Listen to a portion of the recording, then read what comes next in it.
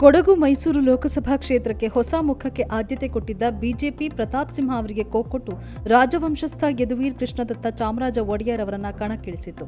ರಾಜರಾದ್ರೂ ನಮ್ಮ ಸೇವೆ ಮಾಡುವರು ಎಂಬ ನಿರೀಕ್ಷೆಯಲ್ಲೇ ಒಡೆಯರ್ ಅವರನ್ನ ಗೆಲ್ಲಿಸಿದ್ದಾರೆ ಕೊಡಗು ಮೈಸೂರು ಜನ. ಯದುವೀರ್ ಅವರ ಗೆಲುವಿಗೆ ಕಾರಣಗಳನ್ನು ನೋಡುವುದಾದರೆ, ರಾಜವಂಶಸ್ಥರ ಬಗ್ಗೆ ಮೈಸೂರು ಹಾಗೂ ಕೊಡಗು ಭಾಗದ ಜನರಿಗೆ ಗೌರವದ ಭಾವನೆ ಇದ್ದು ಯದುವೀರ್ ಅವರನ್ನ ಗೆಲ್ಲಿಸಿಕೊಟ್ಟಿದ್ದಾರೆ. ಅಲ್ಲದೆ ಪ್ರಧಾನಿಯಾಗಿ ಮತ್ತೊಮ್ಮೆ ನರೇಂದ್ರ ಮೋದಿ ಅವರನ್ನ ನೋಡಲು ಬಯಸಿದ ಕಾರಣ ಈ ಬಾರಿ ಬಿಜೆಪಿಗೆ ಮತ ಹಾಕಿದ್ದಾರೆ. ಪ್ರಮುಖವಾಗಿ ಈ ಭಾಗದ ಯುವ ಜನರನ್ನ ತಮ್ಮತ್ತ ಸೆಳೆಯುವಲ್ಲಿ ಯದುವೀರ್ ಅವರು ಯಶಸ್ವಿಯಾಗಿದ್ದು ಅವರಿಗೆ ವರವಾಯಿತು. ಇನ್ನು ಜೆಡಿಎಸ್ ಮೈತ್ರಿಯಿಂದ ದೊರೆತ ಒಕ್ಕಲಿಗ ಸಮಾಜದ ನೆರವು ಅವರ ಪಾಲಾಯಿತು. ಕ್ಷೇತ್ರವಾರು ಬಿಜೆಪಿ ಜೆಡಿಎಸ್ ಒಗ್ಗಟ್ಟಾಗಿ ಕೆಲಸ ಮಾಡಿದ್ದು ಯದುವೀರ್ ಅವರ ಗೆಲುವಿಗೆ ಕಾರಣ ಎಂದು ವಿಶ್ಲೇಷಿಸಲಾಗುತ್ತಿದೆ.